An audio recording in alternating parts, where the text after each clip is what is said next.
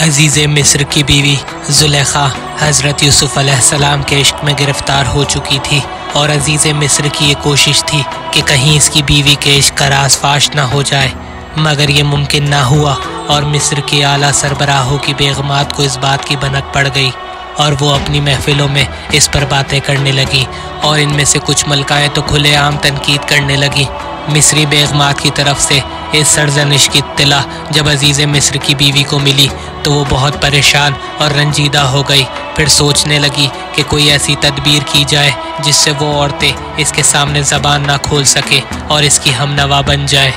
بہت سوچنے کے بعد اس نے ایک خاص دن ایک محفل رکھی جس میں مصر کی تمام بیگمات کو دعوت دی۔ جب وہ آئیں اور تکیوں سے ٹیک لگا کر بیٹھ گئیں تو انہیں ایسے پھل پیش کیے گئے جسے کھانے کے لیے چھری کی ضرورت پڑتی ہے، اسی لیے پھلوں کے ساتھ ساتھ ہر عورت کو ایک ایک چھری بھی دے دی گئی۔ عین اسی وقت زلیخا کے اشارے پر حضرت یوسف علیہ السلام کو اس کمرے میں داخل کیا گیا۔ حضرت یوسف کے آتے ہی ان عورتوں کے ہوش و حواس جاتے رہے، وہ ان کا جمال بے مثال دیکھنے میں مدہوش ہو گئی، اور بے خبری میں پھلوں کے بجائے اپنے ہاتھ کاٹ ڈالے اور کہنے لگی، یہ انسان نہیں بلکہ ایک بڑی شان والا فرشتہ ہے۔ عزیز مصر کی بیوی اپنی اس کامیابی پر پھولی نہ سماتی تھی، اس کے ہونٹوں پر فاتحانہ مسکراہٹ ظاہر ہوئی، اور اس نے کہا، یہ وہی یوسف ہے کہ جس کے عشق پر تم ملامت کرتی رہی ہو، تم نے اسے ایک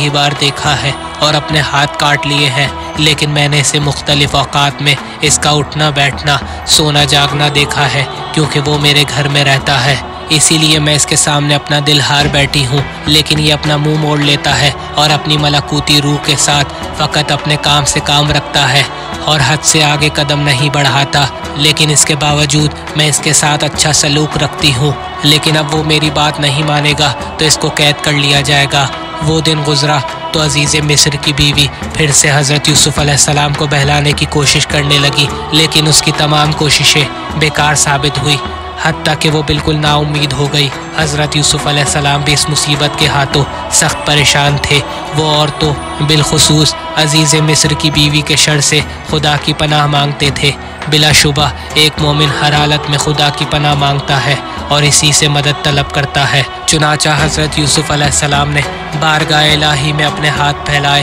اور کہا، اے پروردگارہ، قید خانے کے اندھیرے اور تکلیف برداشت کرنا میرے لیے اس مصیبت سے آسان ہے، اور اگر تو مصر کی عورتوں اور عزیز مصر کی بیوی کے شر سے